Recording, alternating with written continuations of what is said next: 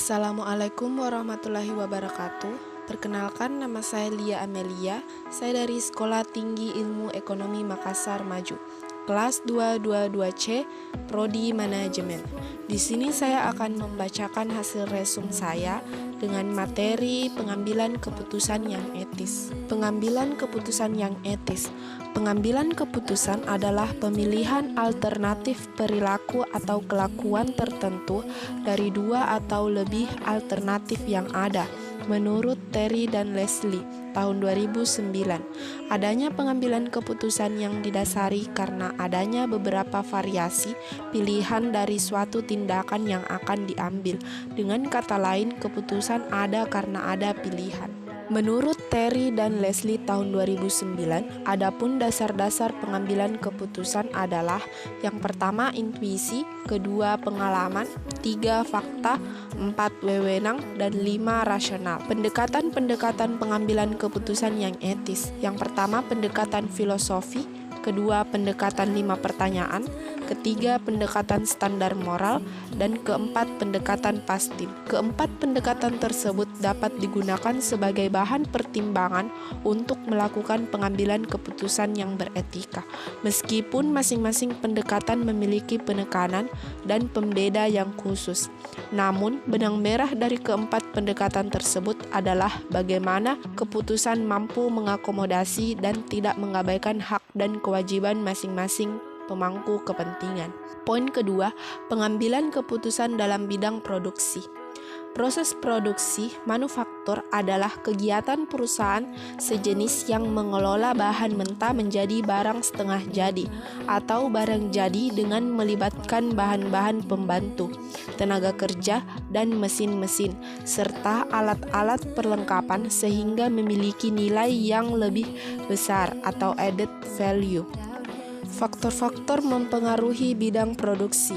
Beberapa faktor yang ada dalam kondisi realnya cenderung untuk menambahkan derajat kesulitan dan kompleksitas dari keputusan yang harus diambil, menurut Wahyudi tahun 2008. Yang pertama, faktor ketidakpastian mengenai kondisi yang akan datang. Kedua, kebutuhan untuk memerhatikan berbagai jenis kriteria yang harus dipenuhi seperti kuantitas, kualitas, dan biaya. Ketiga, tekanan-tekanan yang berkaitan dengan kecepatan waktu pengambilan keputusan. Dan yang keempat, adanya konflik-konflik yang terjadi dan yang timbul akibat keanekaragaman pendapat atau pandangan opini dari berbagai pihak yang dilibatkan dalam proses pengambilan keputusan tersebut.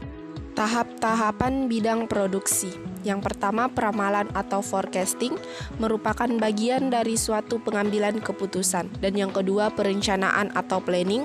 Berbasis peramalan yang telah dilakukan, maka manajer produksi dapat menyusun rencana kegiatan dalam proses produksi sesuai dengan perkembangan situasi di masa depan. Dan yang ketiga, pengawasan atau controlling. Pengawasan merupakan tahap akhir dari pengambilan keputusan yang merupakan tahap akhir dari serangkaian proses produksi. Selanjutnya, poin ketiga, pengambilan keputusan dalam bidang pemasaran. Beberapa faktor yang harus dipertimbangkan untuk mengambil keputusan secara efektif tentang produk. Elemen yang dimaksud adalah yang pertama, analisis pasar, yang kedua, memonitor lingkungan, ketiga, menemukan tujuan produk, keempat, menentukan marketing mix dan penerapan keputusan-keputusan marketing mix, dan yang kelima, mengadakan prosedur pengawasan. 3. Konsep etika yang perlu dilakukan seorang manajer dan mengambil tindakan atau keputusan. Yang pertama, fairness atau keadilan, yaitu menjadi pusat perhatian karena menjadi kebutuhan yang paling dari transaksi pasar. Yang kedua, freedom atau kebebasan, berarti memberikan jangkauan kebebasan pada pemilihan konsumen. Dan yang ketiga, well-being atau kesejahteraan, suatu pertimbangan untuk mengevaluasi dampak sosial dan juga periklanan dan juga produk safety. Pengambilan keputusan dalam bidang keuangan.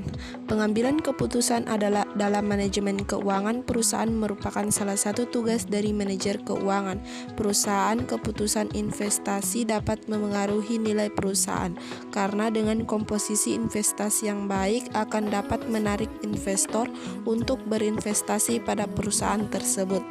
Menurut Koljadi tahun 2006, keputusan-keputusan keuangan yakni yang pertama keputusan investasi, investment decision, kedua keputusan pendanaan, financing decision, dan yang ketiga keputusan dividen, dividend decision.